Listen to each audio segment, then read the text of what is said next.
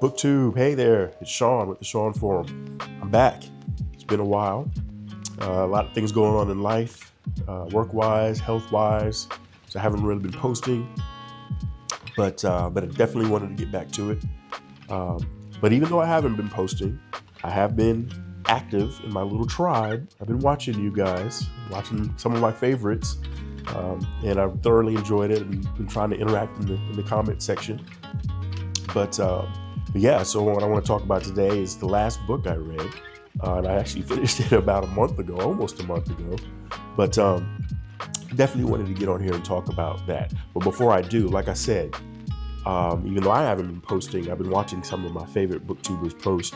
And I just want to give them a shout out because they've been holding it down for me. And have really been giving me the entertainment I need.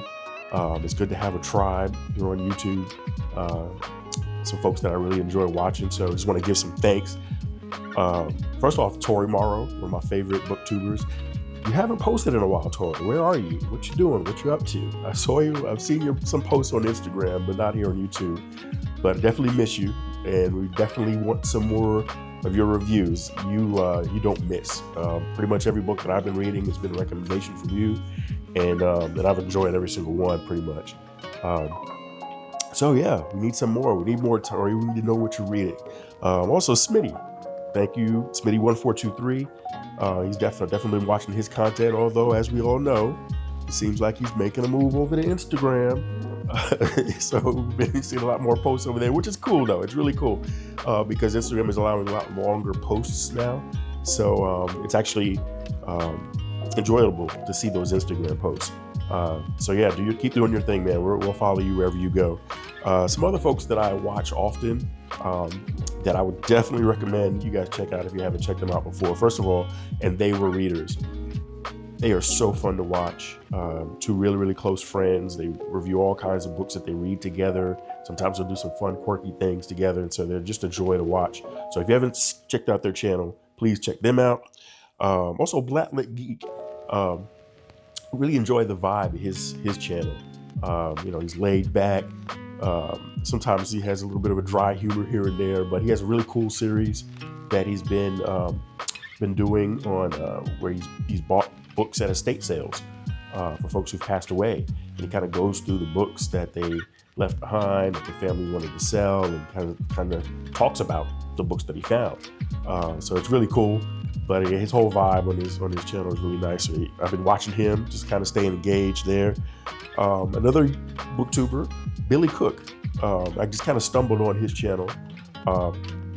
He's a first-time teacher, but he also loves reading. So it's cool to hear his perspective. He's an English teacher, and it's good to hear his perspective on the books that he reads. He's very good at articulating his feelings about the books that he reads, and lately he's been sharing some of his experiences with being a teacher. So that's pretty interesting to see, and pretty interesting to engage him there. Yeah, so if you haven't watched any of those channels, please do. Those are the ones that I've been watching and holding me down until I make my next post, which I'm doing now. And the book that I want to talk about that I finished reading about a month ago, and it was definitely on my TBR for a while, based on pretty much recommendations from all of the booktubers that I watch. And that book was The Rage of Dragons. Now, I know this book has been out for a while, but I'm catching up. Let me see if I can get this in focus. I'm catching up. I'm catching up to you guys. Rage of Dragons, there it is. But I'm not to get it into the reflection of the light. Rage of Dragons by Evan Winter. Oh boy. Okay, so the hype is really off. This book was absolutely amazing. In the book, we follow main character Tao, and the book kind of has a African theme. It's an African-themed fantasy book, which is really awesome, really, really awesome. Because one of the things about fantasy for me that I've never really been able to get into is I've never really been into like wizards and orcs, and for no good or bad reason, I just never got into that. So fantasy was always a hard genre of book for me to get into because of that. And so it's so refreshing to have a different kind of setting and a different kind of, I guess, universe to journey through. And so yeah, it's African theme. And in my mind, when I try to imagine what time period or what the scenery looked like, parts of me were thinking like, when you think of, I don't know, Roots, where you got, folks who were living in tents or that kind of scenery. But then there was also a part of me that wanted to see it as more futuristic.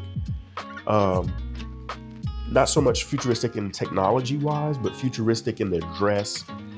Maybe it takes place in a distant future where civilization has kind of evolved, or there's been a period of time where all the technology and everything we have has kind of gone away, and mysticism and magic and stuff like that have taken over.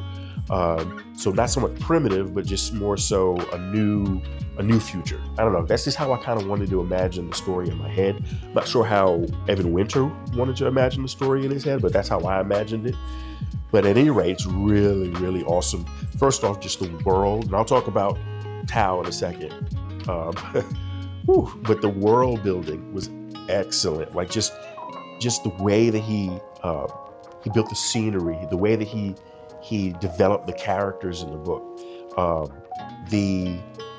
the conflict situation that's going on in the book. So pretty much the book takes place where you have this people called I hope I'm pronouncing it right, the Omehi or the Omehi, and they are at war with this group of, they're presented as savages in the story, and they just keep attacking them because they're on this island peninsula that they, for whatever reason, and this is an interesting thing, maybe I missed it in the story, but it seems like maybe there's a backstory that some of the other books might go into.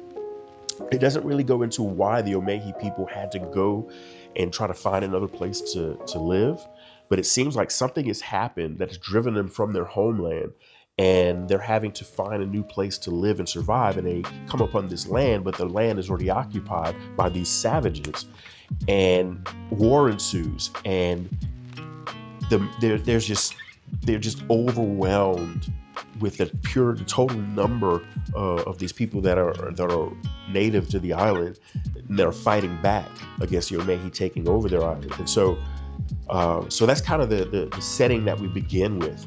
And the Omehi have like these special powers. They have these people who are gifted, who can do all kinds of things. They can shoot certain almost like energy rays out of their fingers. They can control dragons. They can cause some of their fellow soldiers to get huge and big and strong, and just become giants so that they can fight more of the savages. And it's just the whole magic system is just absolutely amazing. It's action packed. It's very innovative the way he presents it. And then as you read the story, you get a little bit more information about how that magic system works and how they develop it. In this society also, you have sort of like a hierarchy of people. I think on the lowest end of the lessers, they're sort of like cannon fodder. They're sort of like people who are raised to be soldiers, but they're raised to be soldiers on the front line in this battle against these savage people. And that's where Tao comes in. Tao is part of this group called the Lessers, and he's just living his life. His dad is someone who trained some of the more noble people to fight, to become warriors, and so naturally Tao learns how to fight as well, but he's not that great at it. He's not really. He doesn't really want to be a warrior. He's not really all that into it.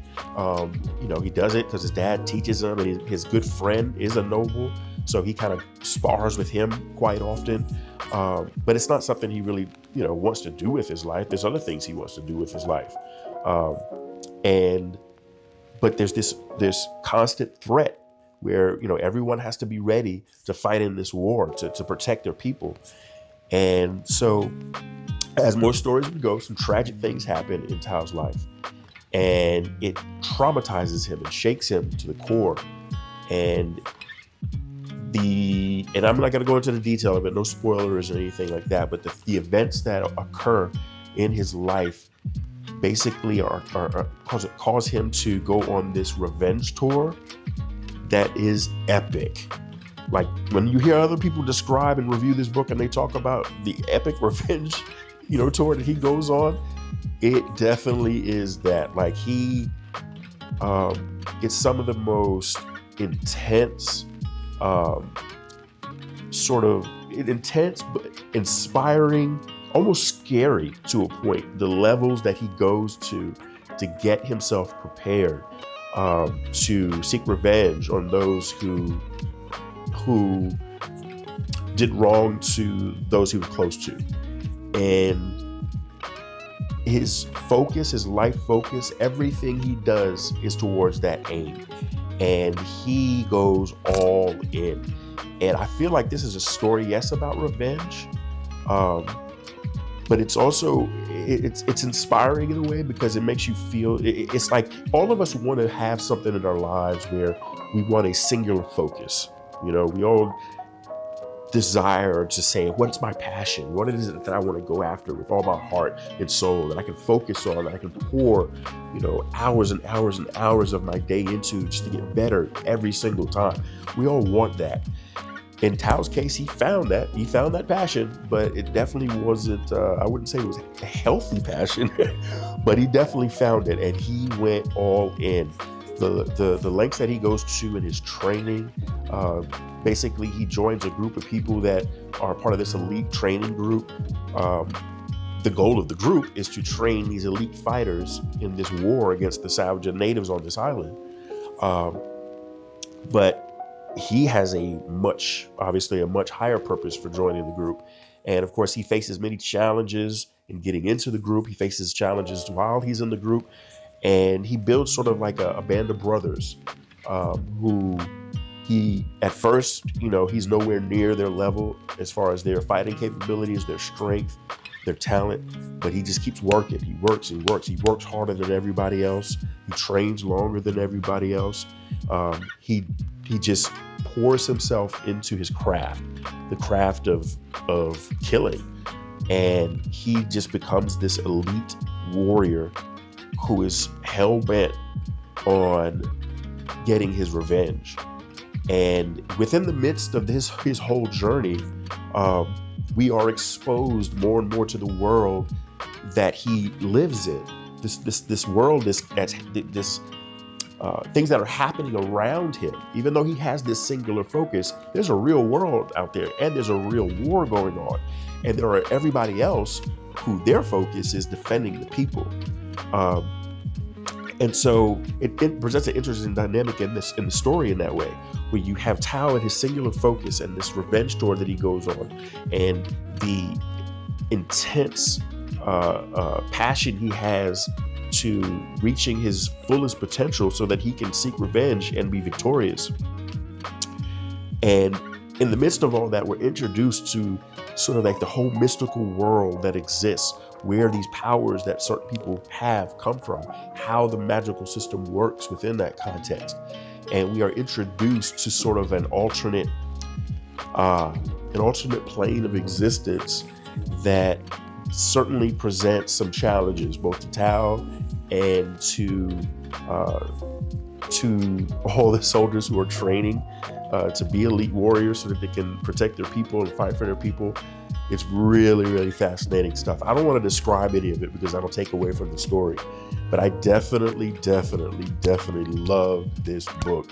It basically, like, there were parts in this book where it's like you're watching like a Gladiator movie, or not Gladiator movie. It's not even, that really doesn't even do it justice. It's more so you see the fights that he gets in, and you see his growth. I've heard Smitty compare it to, he calls it like, it definitely feels like a Kobe Bryant Mamba mentality type thing. And it definitely is that, but I would say like 100 times more. Like the things he becomes capable of doing, the fights that he's capable of winning, and the way that Everwinter described the fight scenes is, it's so good. I cannot recommend this book more. And oh my gosh, the highs and lows that he goes through, the emotional connection he has with his love interest. Yes, there's a love interest, but I don't know if I would say mature, but it's not mushy or gushy or anything like that. It fits in very well with the story. And the the journey you go on with all of these characters. And it's one thing I love about books is when you have really, really good characters in the book. And the characters, his band of brothers, his friends, those he's close to, you really feel the bond that they have.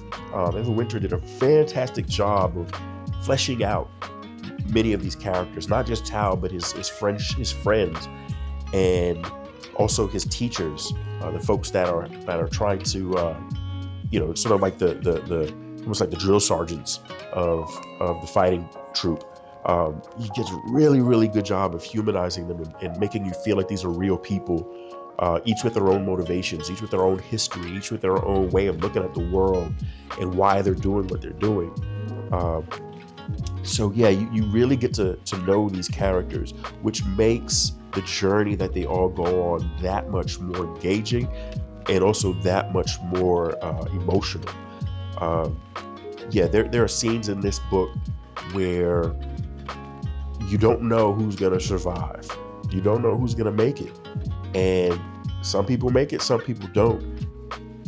But the whole way through, just the way he weaves together some of his friendships, old and new, into the story, it's masterful. It's a really, really good read. I really look forward to reading the next book. It's definitely on my TBR, my to be read. But yeah, I cannot recommend The Rage of Dragons enough. Please pick this book up and read it. Such a great book. And I just want to thank all the booktubers who recommended it, because it adds to the enjoyment of reading when you read a book like this.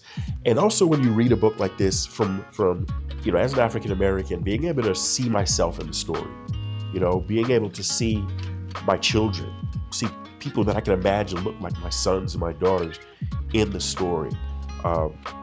It makes it so much more relatable. So for that, I thank you, Evan Winter.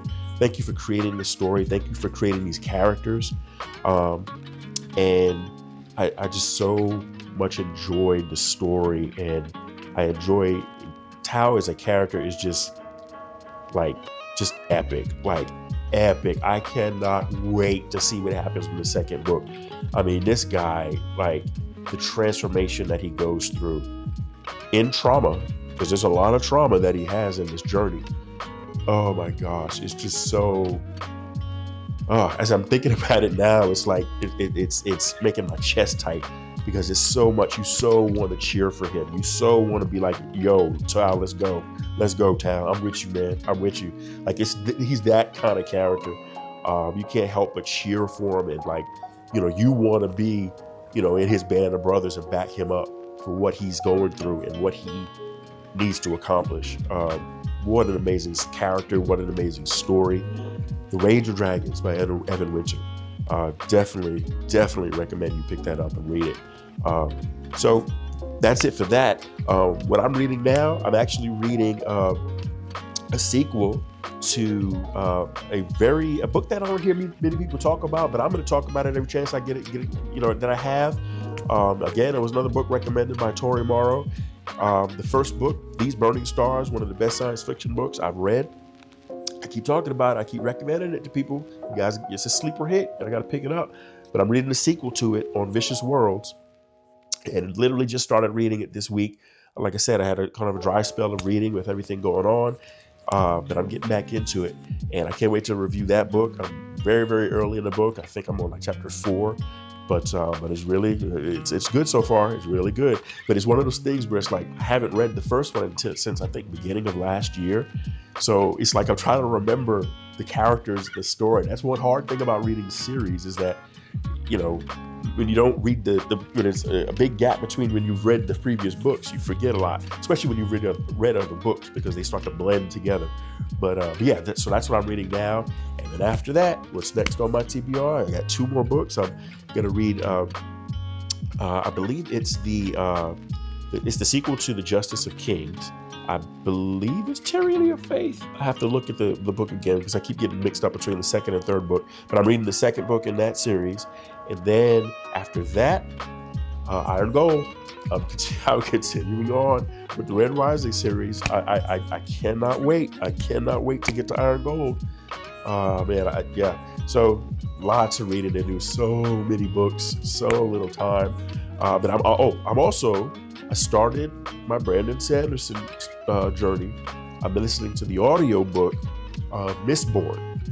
So I'm jumping in. I'm going into that whole world.